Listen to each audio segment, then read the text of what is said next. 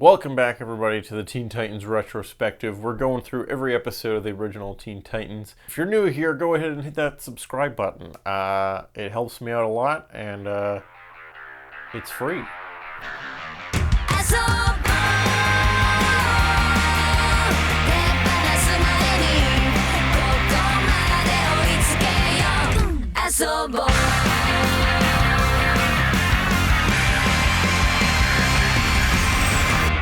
This is Season 2, Episode 7, Transformation, written by Rob Hoagie and directed by Alex Soto. So this is a puberty episode. This is one that, as a kid, watching it for the first time, completely flew over my head. I was too young to pick up on the very obvious puberty metaphor. But then when I rewatched it as a teenager, I was like, oh, that makes sense. That's I get it now. So again, we're doing something that appeals to different demographics in different ways. But let's get into the plot. For some reason, this episode has this unique framing device where it does the Disney storybook opening thing, and then there's a narrator going through explaining what's happening for most of it. This is the only episode of the entire show that uses this format.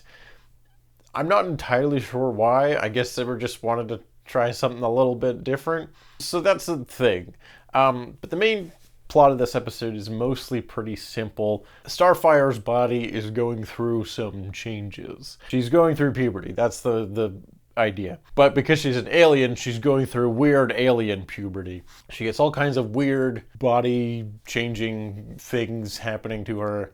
And she's freaking out because she doesn't understand what's happening. She's an alien, so everyone on Earth has very different experiences than her, so no one seems to be going through the same thing that she is. She thinks she's turning into a monster. She doesn't know what's going wrong with her body. All of the things that most people experience during puberty, but weirder because she's an alien. She keeps trying to hide parts of her body that are changing by covering it up with more and more layers of clothing. Eventually, the Titans have a fight with Plasmus. During this fight, Cyborg says, "Booyah," getting one almost every episode. That's how this goes. Eventually, everyone notices that her body looks different, and she freaks out. They have this scene where everyone seems to be laughing at her. I think this is a moment of the show being a little more metaphorical than super literal. This is how Starfire imagines everyone reacting to her. But we quickly see Robin be like, wait, Starfire, what is happening?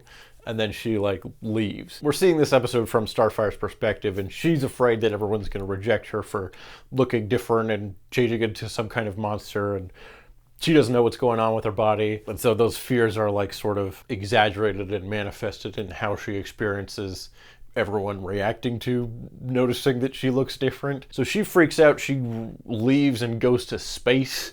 I guess she can breathe in space maybe, or maybe not. I don't know. This episode's pretty loose with how physics works, so take it with a grain of salt, I guess. I don't know. And she tries to venture to various different planets to see if there is one that perhaps will accept her new monstrous form, and she encounters various different aliens that have a similar physical traits to her new body, but ultimately they kind of all reject her. And meanwhile, the Titans are getting ready to travel into space in pursuit of Starfire, trying to find out what happened to her and where she went. And they've modified the T-sub back from the Aqualad episode with some big old rockets, and they're gonna try just taking that into space. They do address this in dialogue. The characters being like, is this even gonna work? And Cyborg being like, I don't know. This was designed to go underwater. I don't know if it'll work in space, but we're gonna try it. Turns out it works fine.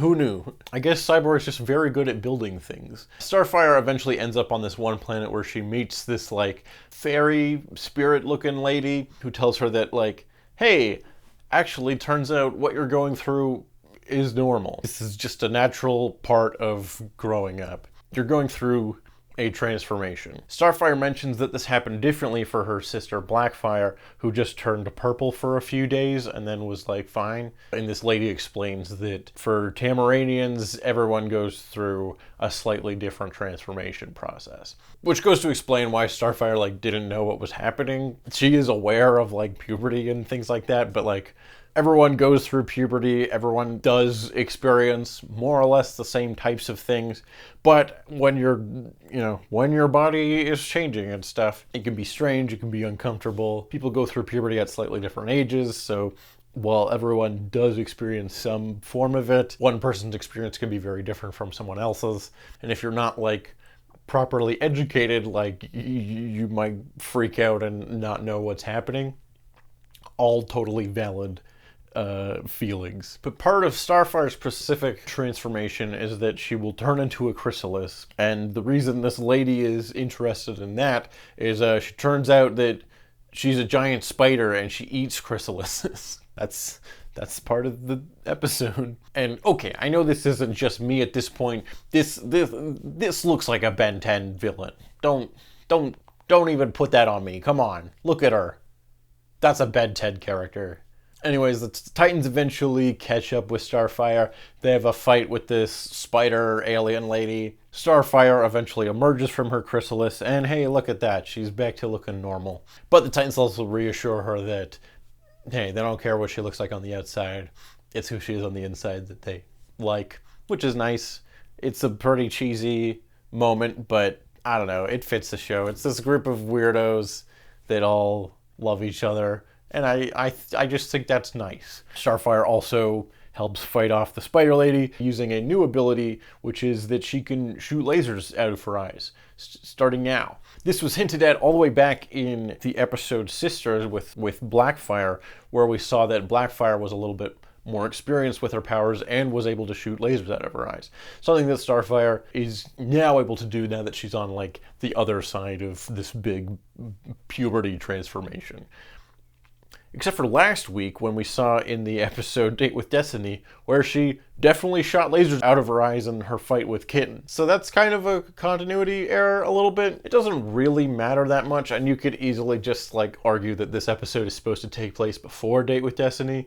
Both episodes are pretty self-contained. Like, it doesn't really matter that much which order you watch these two episodes in, so if you wanted to like headcanon it, you could easily just say this episode takes place before Date with Destiny.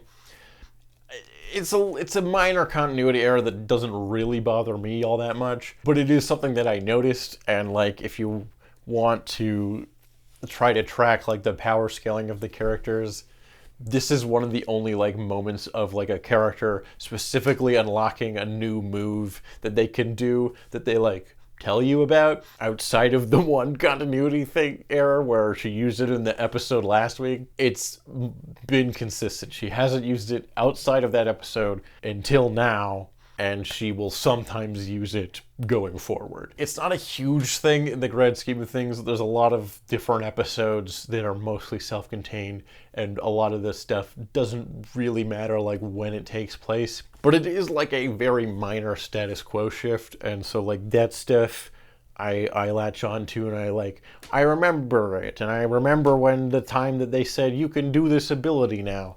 So I don't know what I'm talking about. It's a continuity thing. It doesn't really matter. Starfire shoots lasers. Now she can shoot more lasers. We learn a little bit more about the Tamaranian life cycle. Cool. That's the episode. I don't know. This one's pretty weird, not just for doing like weird alien puberty stuff, but just the way that they frame it. There's a lot of just like strange bits, which is not uncommon to this show. But I think there is still some value in having an episode kind of about puberty aimed at kids and stuff. Although it's like pretty weird, all the stuff that happens in this episode, Starfire's experience and like feeling like you're a monster or your body's changing in weird ways and you don't understand what's going on. Those are relatable and like valid experiences that I think is like, yeah, it's okay. Like, I think it's good for kids and teens and stuff to have shows and stuff that like kind of talks about this stuff and is like, at the end of the day, like, you're gonna be okay, you're gonna come out on the other side of this thing. Although it's a weird alien transformation, it is on some level still relatable to the everyday human experience. And so I think there is some value in that. Looking at an aspect of like teenage life through a sci-fi superhero alien lens is not an invaluable idea. However, yeah, this episode's kind of weird, and It's not one that I actively rewatch very often. So the thing about this episode is that it makes me uncomfortable. Starfire gets this weird bump on her forehead. She thinks it might be a zit, but it doesn't really behave like one. And I just find it very off-putting. Like, I don't like how it looks. I don't like how it moves. I don't like it. Furthermore, the puberty angle just kind of reminds me of how awkward I was as a teenager. And look at how awkward I am now. So just, you can only imagine. But the fact that this episode makes me feel uncomfortable means that it is doing exactly what it intended to do. So from that perspective, it succeeded. I'm clearly very good at talking about puberty, so let's end this video. Thank you for watching. That about wraps things up for this week. Tune in next week for more Teen Titans videos. I think we're back on the Terra storyline next week, so that's exciting. More things to come in the future. Okay, I'm done now. Subscribe. Thanks for watching. Bye.